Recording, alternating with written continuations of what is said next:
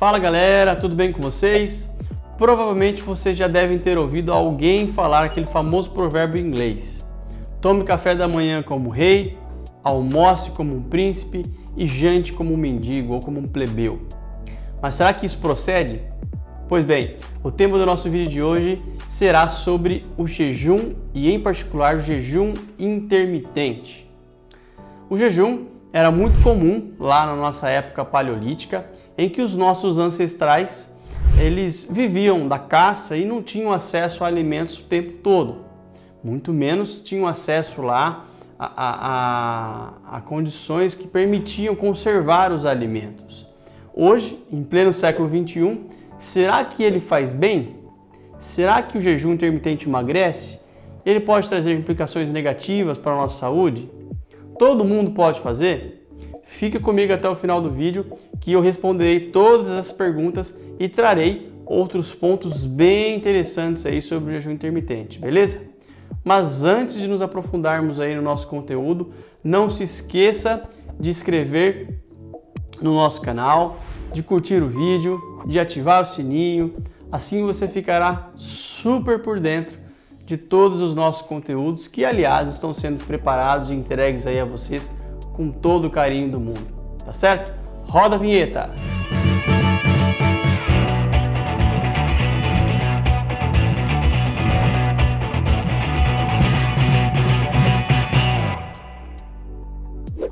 Hoje é mais do que comprovado que o jejum faz bem para a nossa saúde de uma forma geral, num contexto geral.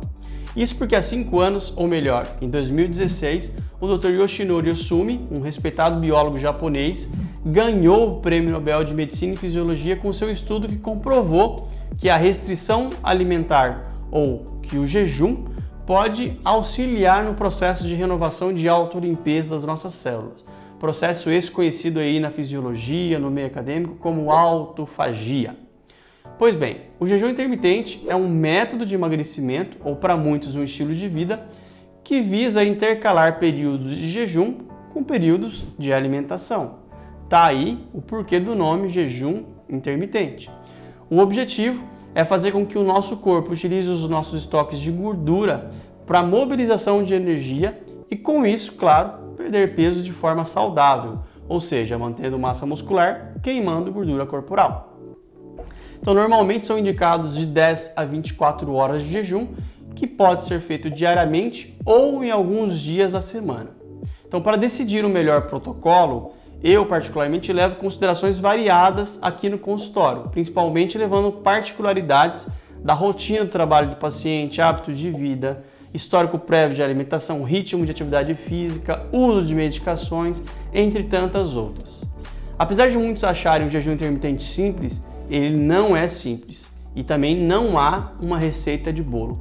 Cansei de pegar pacientes no consultório que não foram muito bem instruídos por outros profissionais ou porque acabaram lendo algumas receitas, vendo algumas coisas na internet, procurando o consultório e fazendo o jejum intermitente da forma errada. Muitos pacientes, inclusive, não têm nem indicação de realizar o próprio jejum intermitente. É primeiro preciso aparar algumas arestas, resolver alguns problemas, principalmente relacionados à compulsão alimentar, para que esse paciente possa fazer um jejum intermitente de qualidade e sem grandes prejuízos. Um conceito básico é que os períodos em que a alimentação é permitida são chamados de janela de alimentação. Então, fora deles, a pessoa deve ingerir líquidos que não possuam calorias, como, por exemplo, água, chás e café sem açúcar ou qualquer outro tipo de adoçante, tá? Aqui não vale chá industrializados ou cappuccino. Estamos falando de café preto, de chá de infusão, tudo de forma natural mesmo, tá certo? Aliás, para vocês saberem como esse processo, como essa dieta funciona, primeiro é preciso entender melhor as fases pelas quais o corpo passa ao longo do dia. Isso, claro, com relação ao que comemos, ao que gastamos e ao que reservamos de energia. Vou tentar explicar para vocês aí de uma forma simples, de uma forma pragmática, para que vocês possam entender melhor. Então, quando acabamos de nos alimentar, o organismo começa a dar um destino para essa energia absorvida em forma de glicose. Para tanto, ele ativa o famoso hormônio produzido lá no nosso pâncreas chamado insulina. Esse é o responsável por colocar esse açúcar lá dentro de todas as células do nosso organismo. Então a energia que não será utilizada passa a ser armazenada em forma de ácidos graxos e de triacilglicerol ou de triglicerídeos, que forma a famosa gordura ou tecido adiposo. Então depois de um determinado tempo, quando o provedor dessa energia se esgota, que no caso é a comida, principalmente quando ficamos longos períodos aí de jejum ou quando aumentamos os nossos gastos energéticos, o corpo é obrigado a usar as nossas reservas, que no caso é primeiro o glicogênio, depois passa a ser a gordura e por último a massa muscular. Então inicialmente ele recorre ao glucagon, que é um hormônio produzido lá no nosso pâncreas também, para mobilizar uma forma de energia armazenada no fígado e nos músculos chamado de glicogênio. Essa mobilização de glicogênio em glicose é um processo complexo, conhecido na bioquímica como glicogenólise.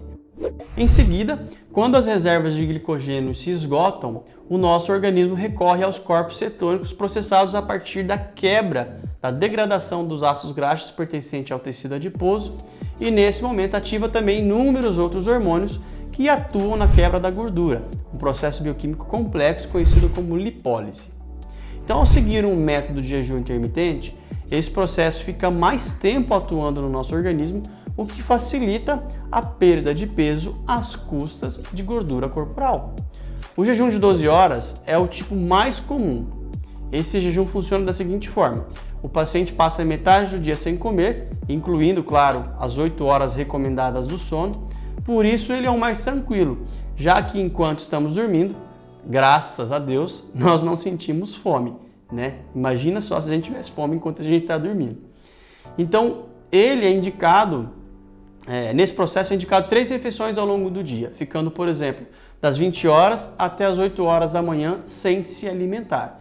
E aí você pode introduzir uma alimentação na sua quebra do jejum, no seu desjejum, no almoço ou no final da tarde e no jantar, desde que seja um período máximo estabelecido para dar as 12 horas que você quer. Outra forma bastante comum é o jejum intermitente 16/8, ou sistema de Liggins. O método foi polemizado pelo sueco Martin Beckman e ele propõe que nós homens fiquemos de jejum de 16 horas, podendo fazer entre 2 a 3 refeições nas 8 horas restantes. Essas são as horas de janela de alimentação. Já as mulheres, 14 horas de jejum, seguida de 10 horas de janela de alimentação. Então, colocando isso de forma simples e de forma prática, seria, por exemplo, eu parar de comer às 8 horas da noite, pular o café da manhã e quebrar o meu jejum direto com o almoço por volta das 12 horas. Então, parando de comer às 8 e iniciando às 12, dá 16 horas de jejum. Já o protocolo Coma, Pare, Coma, mais conhecido como jejum intermitente 24 horas, ele é muito mais complexo e muito mais delicado. Nesta modalidade, a pessoa escolhe 1 ou 2 dias da semana em que ficará completamente de jejum. Ou seja, nesses dias ela fará apenas uma refeição, depois irá comer de novo, no mesmo horário, lá no outro dia, no dia seguinte. Esse método costuma ter uma adaptação mais complexa, mais difícil, e é importante fazer refeições estratégicas antes do jejum. Inicialmente eu não recomendo para ninguém, principalmente sem acompanhamento médico. Um ponto a ser ressaltado é o cardápio do jejum intermitente. Eu vejo muitas pessoas errarem justamente nesse item aqui. Turma, nos períodos em que a alimentação é permitida, é importante consumir alimentos que aumentam a saciedade e que repõem os nutrientes. Prefira sempre proteínas com pouca gordura, legumes, verduras, frutas, principalmente com cascas, cereais, tubérculos, enfim. Evite os alimentos refinados, arroz branco, o pão, massas, macarrão, doces, os alimentos industrializados. Isso porque eles possuem um alto índice glicêmico. Isso vai totalmente contra o jejum intermitente. Outra dica muito importante é: faça refeições do tamanho que você faria se não estivesse de jejum. Tá? Não tente compensar o tempo que você ficou de jejum comendo, né, colocando tudo num prato só. Uma pergunta muito frequente aqui no consultório é: doutor, como eu devo fazer para quebrar o meu desjejum? Sempre que se faz um jejum prolongado, seja intermitente ou não, A insulina, que é o hormônio que leva a energia ingerida para as nossas células e assim gera potência para o trabalho, ela está baixa. Lembra lá do início do vídeo que a gente falou da insulina, do glucagon, a importância desses dois hormônios? Então, por essa razão, não é aconselhado para nenhuma pessoa ingerir altas doses de carboidratos simples ou até mesmo grandes volumes de comidas, mesmo que julgamos ser saudável. O melhor é que se inicie o pós-jejum, ou seja, o desjejum, com poucos alimentos e que sejam de baixo índice glicêmico. Se possível, associe uma porção pequena de proteínas de rápida absorção. Então existem várias vantagens aí do jejum intermitente, e isso quando ele bem indicado, muito bem feito. Tá? Ele pode trazer mais disposição, condicionamento físico, melhora das funções cerebrais e cardíacas, controle da glicemia, entre muitos outros fatores interessantes. Grande parte desses benefícios ocorrem porque o corpo em jejum utiliza como energia os corpos cetônicos provenientes da lipólise, ou seja, da beta-oxidação, da quebra das gorduras. Então há 3 tipos de corpos cetônicos, sendo os 2 principais o acetoacetato e o 3-beta-hidroxibutirato. Por último, a acetona, que é menos abundante aí na nossa corrente sanguínea.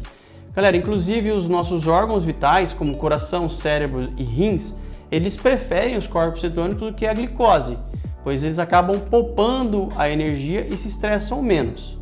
No entanto, é muito importante segui-los apenas com indicação médica, ou seja, utilizar esses corpos cetônicos como fonte de energia apenas com indicação médica, porque apesar desses órgãos vitais preferirem os corpos cetônicos, eles recorrem em primeiro lugar à glicose.